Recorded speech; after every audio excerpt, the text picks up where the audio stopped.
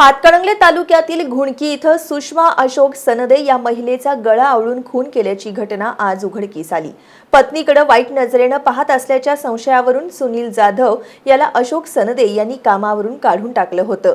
हा राग मनात धरून जाधव यानं सनदे यांच्या पत्नीचा खून केल्याचा वडगाव पोलिसांचा प्राथमिक अंदाज आहे। या प्रकरणातील संशयित आरोपी सुनील जाधव फरार असून पोलीस त्याचा शोध घेत आहेत। हातकणंगले तालुक्यातील घुणकी इथल्या अशोक विष्णू सनदे यांचे 2 ट्रॅक्टर ट्रॉली साखर कारखान्याला ऊस वाहतुकीसाठी आहेत। 2 वर्षांपूर्वी याच गावातील सुनील गणपती जाधव हा त्यांच्या ट्रॅक्टरवर ड्रायव्हर म्हणून काम करत होता।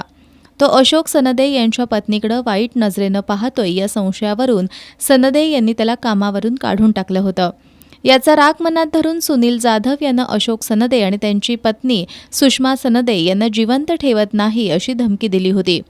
दरम्यान सुषमा सनदे या नेहमीप्रमाणे गुरुवारी जनावरं घेऊन शेती पानंदीला गेल्या होत्या।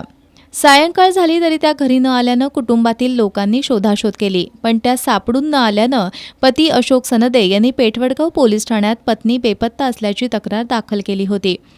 दरम्यानच्या काळात सुनील जाधव यानं मयत सुषमा यांच्या वडिलांना आणि सुषमा यांच्या मुलाला फोन करून सुषमाचा खून केलाय अशी माहिती दिली।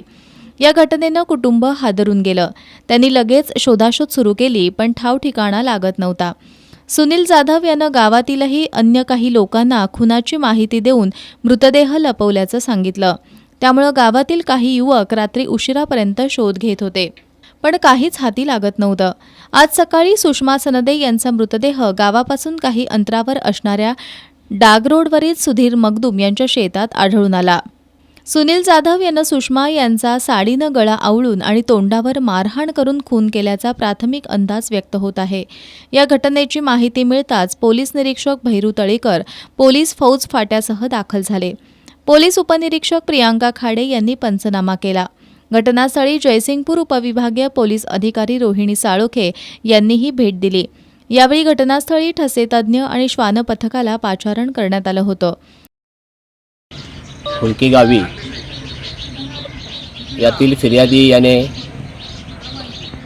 आपल्या ट्रॅक्टर ड्रायव्हरला कामावून काढून टाकलं होतं, कारण तो त्या फिर्यादीच्या पत्नीकडे वाईट नजरेने बघत होता। ह्या रागातून त्याने या फिर्यादीच्या पत्नीला रानात जनावरे चालण्यासाठी गेली असता पाठलाग करून उसामध्ये तिला ओढून अज्ञात हत्याराने त्याचा खून केलेला आहे। आरोपीची ओळख पटलेली आहे आणि आरोपीच्या शोधासाठी आम्ही युद्धपातळीवर काम करत आहोत। लवकरच आरोपीविरोध कारवाई केली जाईल। दरम्यान या प्रकरणातील संशयित सुनील जाधव हा फरार झाला असून पोलीस त्याचा शोध घेत आहेत।